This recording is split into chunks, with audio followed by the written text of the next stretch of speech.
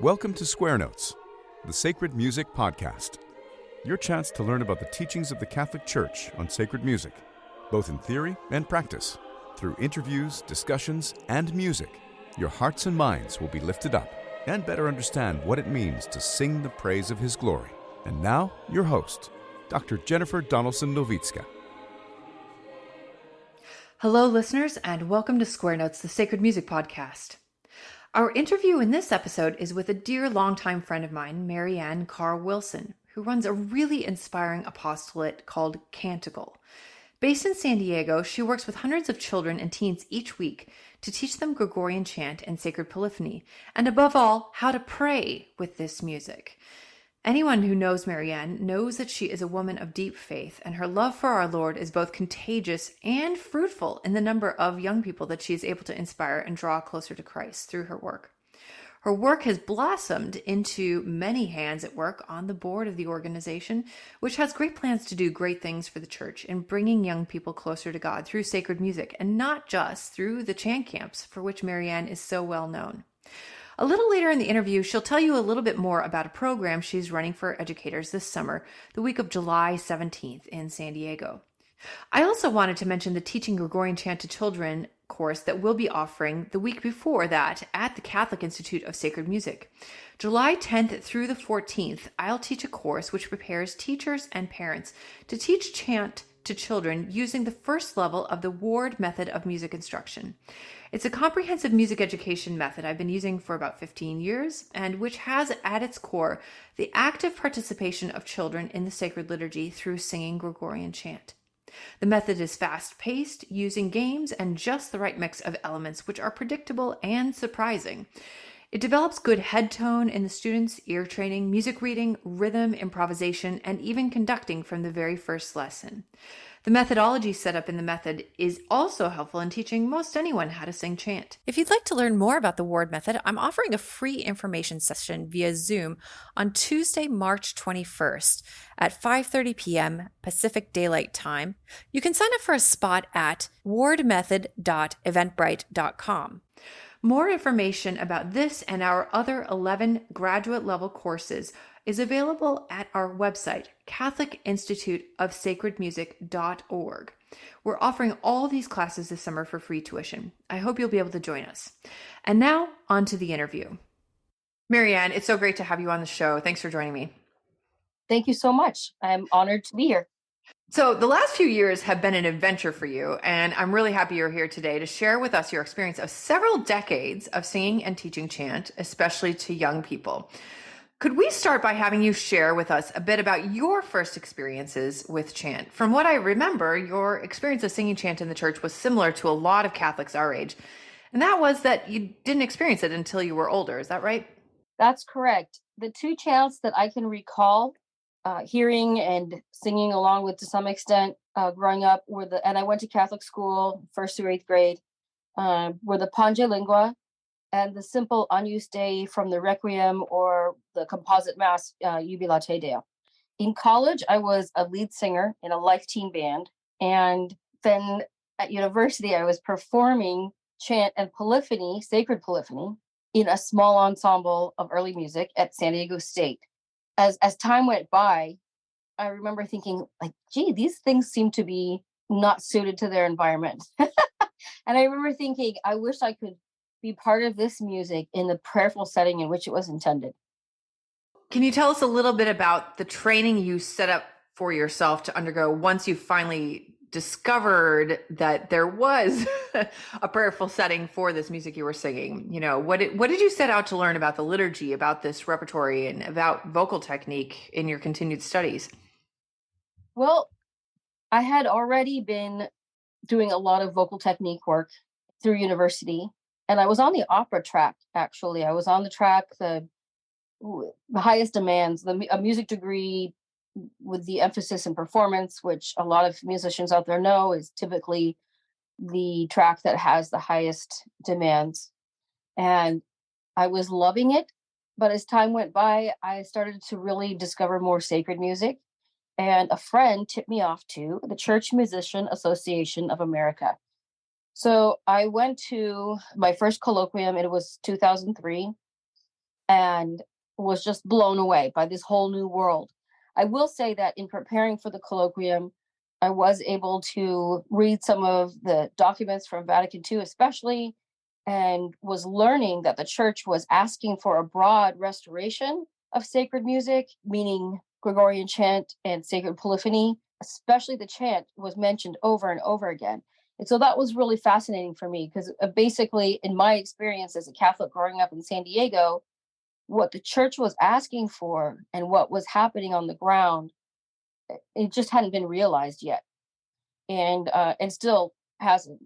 So that was very fascinating for me. And I said, you know what, I want to be a part of a movement that brings this valuable prayer form to more Catholics. I had already done a little bit of it in college. Like I said, I performed in an early musical ensemble we called the Collegium Musicum, and I thought, this is beautiful music in and of itself, but the text is so powerful and rich. And I wanted to be part of that. And when I learned, I felt like it was a big green light when I learned that the church was asking for more of this. So after my first CMAA colloquium, I cannot recommend that enough. After that, in 2003, I started studying a little bit on the side with Professor William Mart, or Bill Mart, as we know and love him, up at Stanford. It wasn't until my third assignment as a music director, the third parish, where I had a pastor who supported sacred music to the extent that he sent me for further studies to a program in Salem, France. And I believe you and I were in that program together. Indeed. It was a great week. It was a fantastic week. I loved it. And I was able to get into France anyways, early, and study also with some nuns. So I had like the 1-2 punch of studying with two, different religious communities.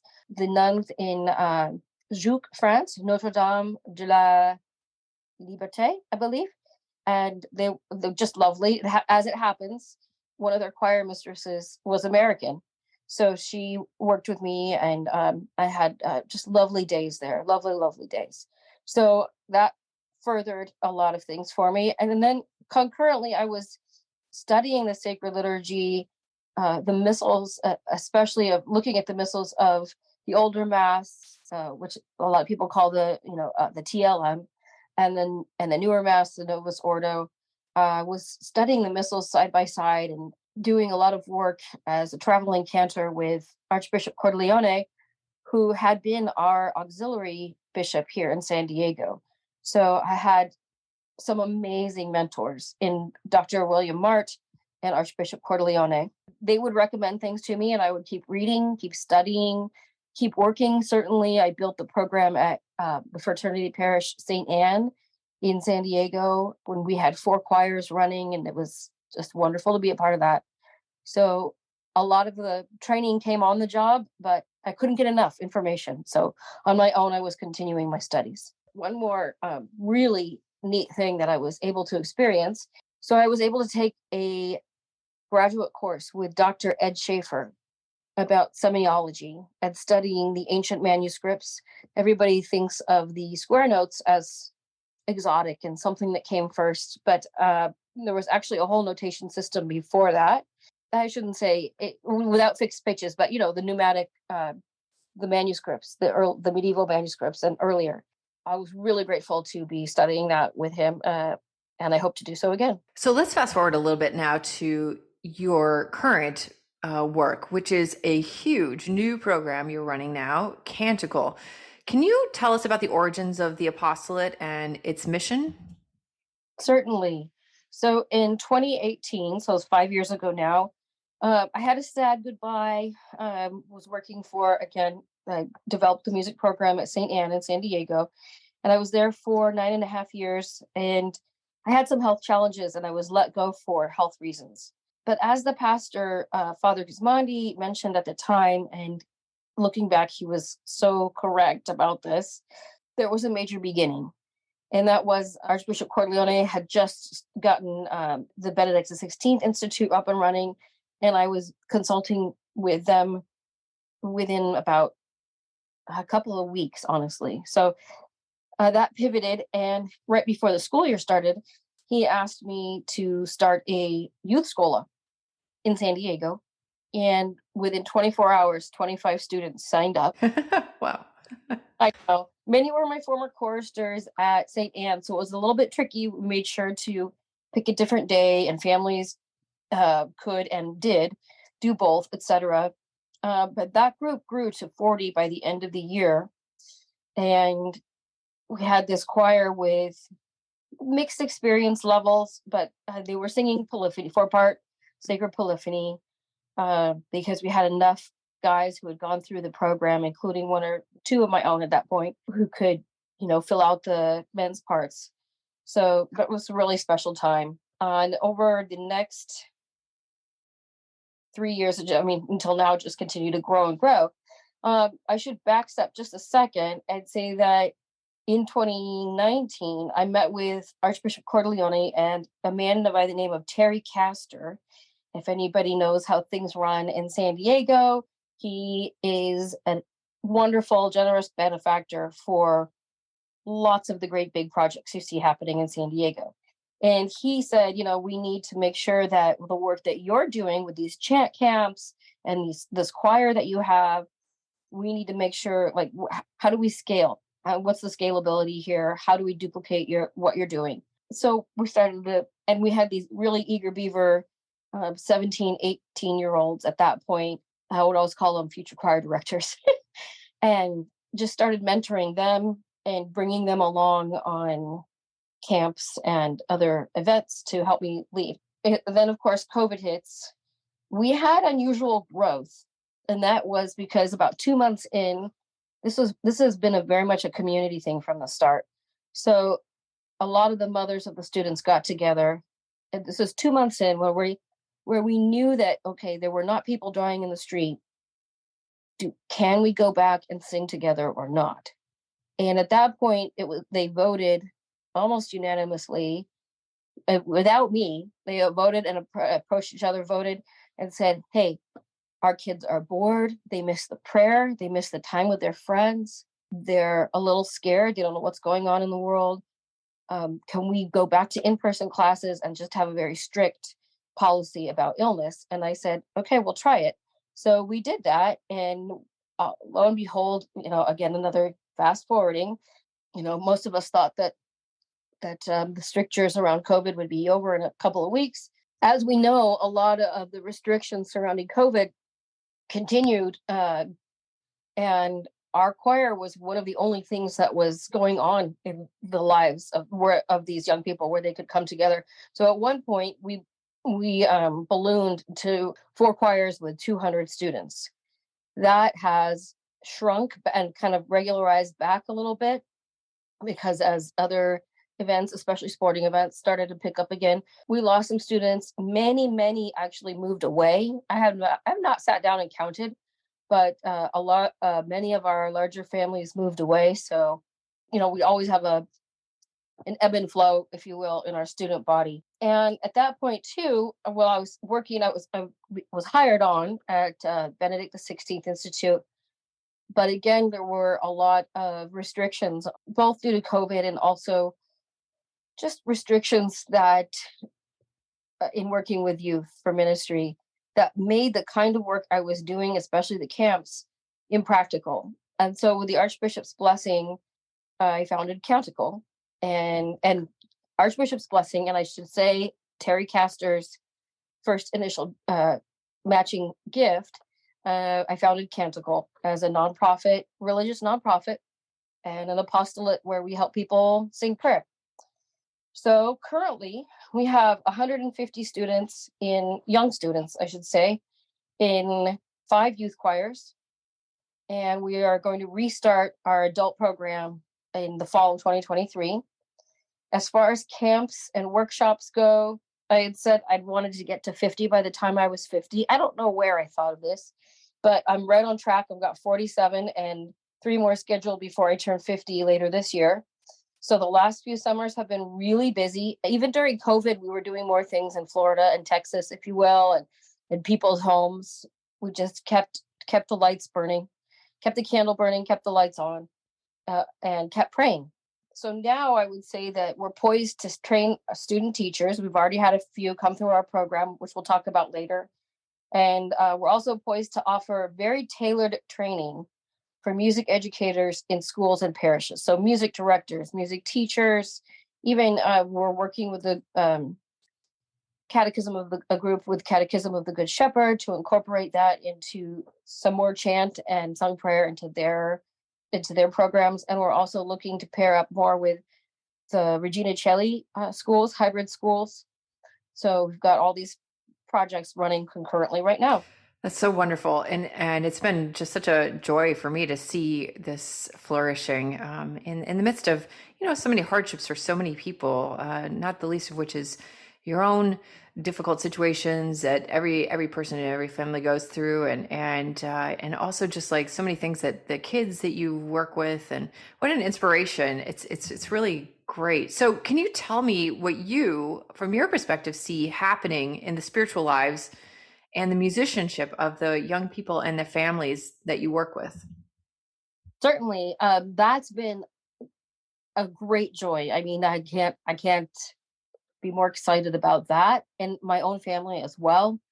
I should just say that, like you can attest to in your own experience, it's clear that the Holy Spirit is working through all of these efforts, because I'm only one person. I have a lot of helpers now. I have a board of directors, everything like that, but I'm only one person, and I was for quite a while with these efforts. But there was just a hunger for more spirituality, for a link to the past, something that we can do together. And so all those things come into play when we consider the spiritual lives and musicianship of the young people and the families. And I would say that the youth that experience Canticle, and this is from our young singers of about 5 or 6 years old up to our student teachers who are in their late teens, early 20s, young adults, they consistently report encountering Christ and our faith in a light and understanding that they don't usually get in other places. They're able to apply what they learn in our classes to the Mass. So just studying Gregorian chant in and of itself, and the different types of Gregorian chant, the different categories, again, we study the ordinary, the propers, all the prayers of the Mass. We have to learn our responses and know what that's about. And so we study the structure of the Mass and the kind of liturgical formation that these young people are getting has turned out to be a great kind of, I mean, that was the intention. They swallowed up. They love it. They love understanding the Mass better. We actually have the time to do that you don't often find in other programs, even in Catholic schools. So that's been a huge blessing. And then they take that prayer home to their families. We memorize a certain percentage of our proportion, I should say, of our chant repertoire and polyphony, frankly, because their minds are ready to do that. A lot of them, their young minds are just ready to go with this. And so I say, one of the things I say is we have this emergency Catholic backpack for when times get tough or for when we're extra joyful. We want to go, oh, there's a church that's, if there's only me and Jesus here, I see that sanctuary lamp, and I'm going to come in and I'm going to pray, and I can sing a chant. So grandpa asks for something. Hey, I heard you're studying Gregorian chant. And he asks for something, a Christmas party or something like that. So that's been a huge benefit. So they take these, and they'll go on their own. And this was part of the plan from the beginning. They'll go on their own and they'll sing when they were allowed to. And now it's starting to open up again. They'll sing in retirement homes. They'll sing in hospitals. They'll sing for hospice patients. They'll sing also in front of Planned Parenthood and other clinics that offer abortion. They'll sing and pray with and for the women and the babies and the mothers and fathers and the babies in that situation. So it's been really powerful. The mother, I just want to highlight one story. The mother of a few of our students says that all of her kids can pray in song for hours or all day practically. And they're singing the chants and prayers that we learn. It's really beautiful to get this feedback from the parents. So that's another reason why we're restructuring our adult offerings for next year, because so often we hear from the parents, hey, we didn't have anything like this growing up. Is there a way that we could have a class for us to get in on the ground floor? and learn how to pray. Like our children know way more about chant than we do. Can we learn? So that's exciting to go there Yeah. too.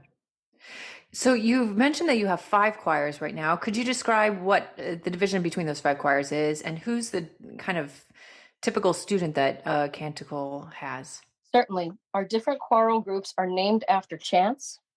So we have the Magnificat choir, is our North County. San Diego is a really large county geographically. So, I mean, it takes me a good 15 minutes to an hour to get there. So that's our Mondays. We have our Magnificat choir at St. Joseph Academy. And that's been a slow but steady start, I would say. And the kind of students there, they're more beginning in terms of experience level. I don't like to talk about talent or who's better, a better singer or this or that, because it's really about the prayer and the study of it. They're less experienced, but they're coming along and they're doing really well. They've sung a couple of masses, they've caroled, and they're going to be singing a concert, a concert with the school choir. So we have a nice partnership there at St. Joseph Academy in the northern part of the county. Then our next choir, I'm just going in the order of the week because that's how I always think of them, is our Lauda Sion choir. This one is really amazing because we sing at a Chaldean monastery. So for the listeners who don't know, San Diego has about the largest population of Chaldean Christians who are Catholic and under the Pope. We have the largest percentage of them outside of Iraq, and we have the only Chaldean monastery outside of Iraq. Interesting. Right. So people think California, hot mess minus the hot, and which is true, right? It's true in many ways. That's the reality that we deal with here. It's not a family-friendly culture by and large. It's not a freedom-loving culture by and large. Certainly not at a governmental level. I would say the regular people are just regular people. But anywho, we have some real gems like St. Patrick's Seminary in California, and in San Diego we have our choir that sings at the Chaldean Monastery. They have their class there, and Father Anquito Sipo and his monks have been incredibly welcoming to us. We have sung with them for Chaldean sacred liturgies a few times. Last semester we learned the Hail Mary in Aramaic, which is the language that our Lord spoke on a day-to-day basis. And then we also are going to be learning the Our Father in Aramaic this year. And we have some Chaldean students in that class as well, although they're mostly from the Latin Rite, which is kind of fun because some of the students in there, they go to the older Mass, the TLM. They attend there often, and their eyes just grew as wide as saucers when I said, what you're about to pray and hear is even more ancient than that Mass. And what? And the language, is more integral to the faith, and that was our Lord's language. So anyway, that's a really a neat perk about that class. And we can go in and use the church. I like to go places where we can have our class and work on things and then present what we've done for the day to our Lord. And so that's great there. On Tuesday, we just added another choir called the Flos Carmeli Choir a couple months ago. And that's at Our Lady of Mount Carmel in sort of the middle part of the county. This is for a homeschool co-op, so it's structured a little bit differently.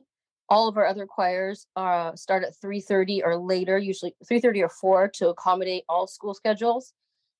This one is specifically for that co-op because they have so many families. And that's coming along well. It's very new, but coming along well. And they're going to be singing for a holy hour soon, and then Mass at the end of the school year. Moving along, our largest choir is on Wednesdays. That's our Jubilate Deo choir, named after, again, the chant, but also that wonderful letter that no one seems to know about from 1974 that Pope Paul VI gave to all the bishops of the world, asking for a minimum repertoire of plain chant. It's a nice little booklet containing, I don't know, what do you think, about 70 chants, Jenny? Yeah, that sounds about right. Yeah, that's where this choir got their name. They ballooned to 65, 70. It was in between their members last year. And this year, when they lost a couple dozen to moving away, and or going to their own parish youth choir, which is great. It's like, go for it. Your parish is doing this, do it. So we've been in a year of rebuilding, but that's the choir. And now I would say we have about 55, between 50 and 55. We have the majority of our student teachers are in that choir because they're the most experienced and, generally speaking, the oldest, although we have a good amount of older teen guys, especially in the Laodicea. But anyway, back to Jubilate Deo choir. That's the choir that has 3 polyphonic masses under their belt. They'll be sort of the leaders in the conference this summer that we're hosting. The Jubilate Deo choir also sings propers regularly, and they sing 1 mass a month at 2 different parishes. Some of the more experienced singers, teens from the Laodicean choir, are also starting to have enough experience to sing more and more propers. So they're a full service choir, if you will. We could have a polyphonic mass, ordinary, or chant, and then all of the Gregorian propers with that group. So they're also in demand for we sing for a lot of the other apostolates and their fundraising efforts and things like that. Then our final choir is the Gaudete choir. And I was convinced to start this choir by a friend of mine, Dawn Zweibel Johnson, who is just has an extensive background in education and wanted an offering for her daughter Grace and for some of the younger families. I was hesitant at first, but it's been a very sweet and beautiful thing. So they're between 5 and 8. We do most of our work from memory because they're not all readers. And then the ones who are a little bit older, more experienced, like let's say they'll learn the Salve Mater. Everybody memorizes the refrain, and then the older ones will sing the verses, things like that. But that's an all treble choir and very young. It's only 1 hour as well, so it's total foundations. Are most of your rehearsals longer than an hour, and how do you split that up? Good question. Right now, most of our rehearsals are 2 hours, with the exception of the Gaudete choir and the new choir Flos Carmeli at Our Lady of Mount Carmel. It's a bit of a challenge that their schedule could only accommodate 1 hour. So we don't have as many of our games and the kind of community building that we do in the other choirs, but they get that in their co-op, and we rehearse in the church. And actually, I'm the assistant teacher on that one. We have 2 tiers of teachers. We have young adult student teachers, and we have older adult teachers. An awesome mom by the name of Vanessa Wynn is leading that choir, and I get to be her assistant, which is really great. All right, so we'll get back to this idea about cultivating directors in a moment, but more about the scheduling. How does your program deal with the perpetual music versus sports conflict? Oh my goodness, that is such a headache, and you're so right. It is a real conflict. I suspect that sports are almost like an extended school, like extended care hours, because they're scheduled almost every day. So, for example, at St. Joseph Academy, where we have the partnership on Mondays, we're constantly changing membership there. And it is an issue. I'm not going to pretend it's not. Where, for example, in the fall, there were several guys who were interested in the Gregorian chant choir starting up, but they had football 4 days a week. Oh, that's a lot a week. Right? Yeah.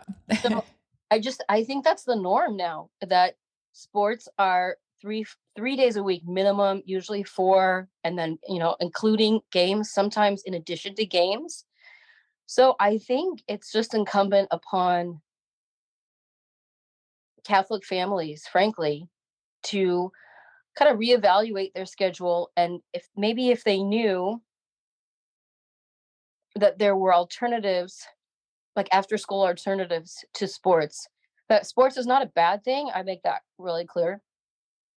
But it's almost like you're looking at one good thing, but it crowds out the schedule. So you're not able to let other good things in, especially something that is more spiritually beneficial. So I think if families knew that there were programs like this, they might put pressure on the schools and put pressure on sports associations to dial it back a little bit. I just think it's become, like I said, after school care and not really about the sports. Because when you and I were growing up, I was in sports, and it's nothing like the intense schedule that it is now. Right. Yeah. So so how do we deal with it?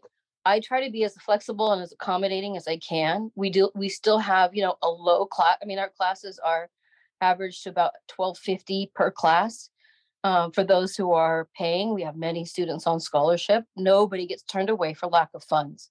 So for the students, any students that are there, we still have that flat rate if they're paying for it, if they're not on scholarship. And then they just kind of come and go. But like I tell them, as far as getting to the level of a cantor and being able to either lead small groups or accomplish some of the more challenging music, you only have so much time. And so you've got to choose that.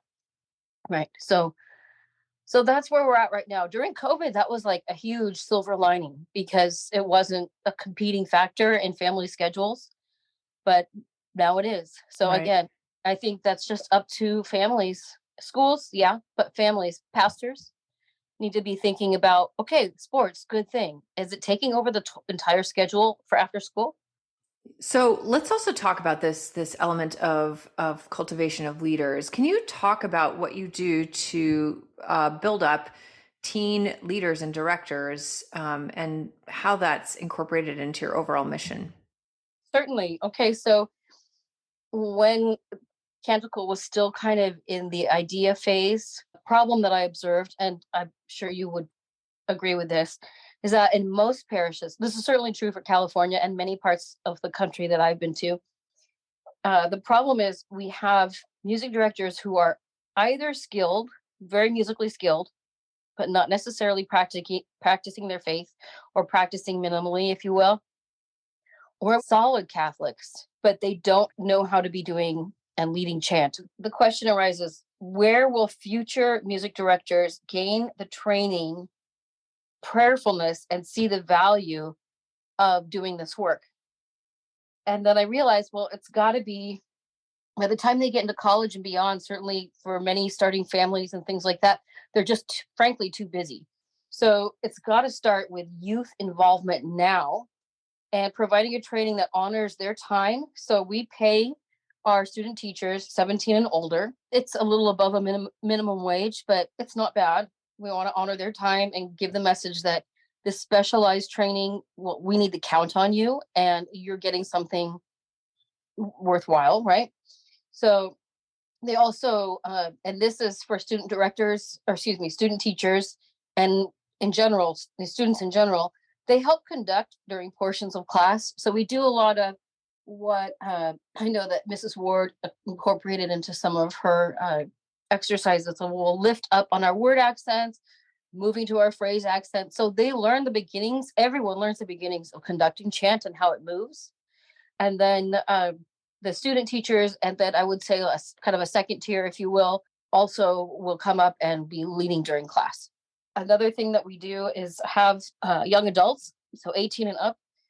They will travel with me to lead chant camps. They'll be, I'll typically bring at least one, if not two assistants for a chant camp in a different part of the state or a different state. Last year we went to Vilnius, Lithuania. We were blessed to be able to sing for Divine Mercy Sunday, and so I took 3 young adults with me for that experience. It was amazing. They'll also go to conferences like the Napa Institute, and I'm encouraging more and more, and I've brought several already to the CMAA colloquium every year. I should say also that we're at the point now that the Gaudete choir for little people, for treble voices 5 to 8, that's run entirely by student teachers. There's a team of 3 of them, and they get subs from other student teachers when they need to. But that's run entirely by the student teachers themselves with parental supervision as well on site. Yeah, that's great. Yeah. So Can you expand upon about what you have lined up for this summer? What do you have going on in terms of chant camps and other offerings? Sure thing. So we have 6 chant camps this summer. We have 2 in San Diego. One of them is for 12 and up. I say teens, but it's really 12 and up. Then we also have 4 other locations. We have 2 in the northern part of state, and we have 1 in Texas and 1 in Florida, I believe. And then we have a waiting list. We had to turn away 2 this year, which I hate to have to do. So that's why it's really important for us to be able to develop the student teacher program, so they can go out and do this, 2 by 2 or just one of them on their own. We also we'll all be working at the CMAA colloquium and taking some of the student teachers with me. We're going to the Napa Institute. We are also, we have a conference, I think I mentioned, for music educators. So directors, parish music directors, Catholic school teachers. We have a Sounds of Heaven conference happening in mid-July, I think starting July 17th. And that will be held in beautiful Little Italy, part of San Diego, right on the harbor. So that's our summer in a nutshell. It's going to be very busy. I'm sure this is a question you often get as well, but what would you recommend to someone who wants to put one of these on?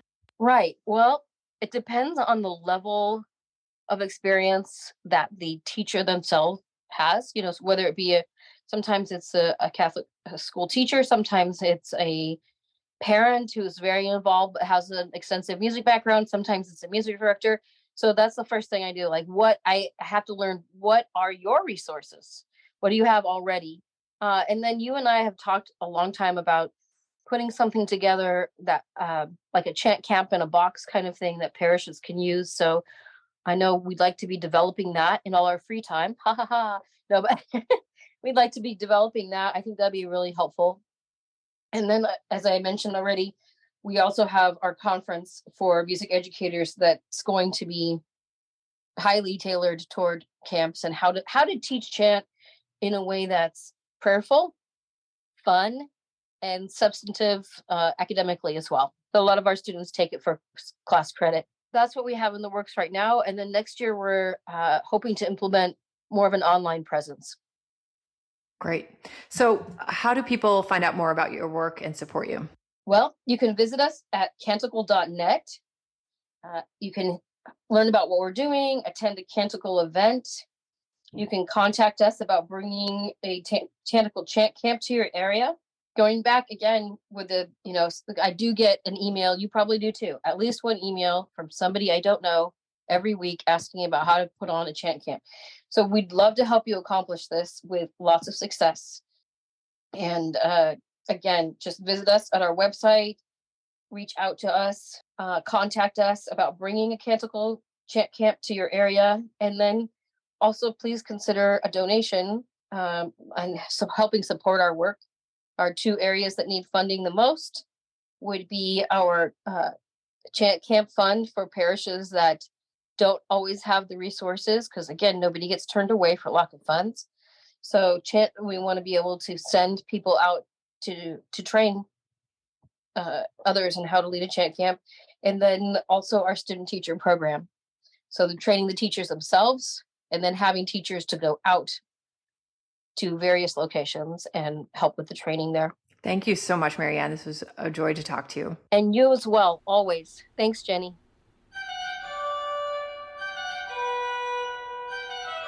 We hope you've enjoyed listening to Square Notes, the Sacred Music Podcast with Dr. Jennifer Donaldson-Nowicka. For more information about this episode, sacred music resources, or upcoming events, visit our website at sacredmusicpodcast.com.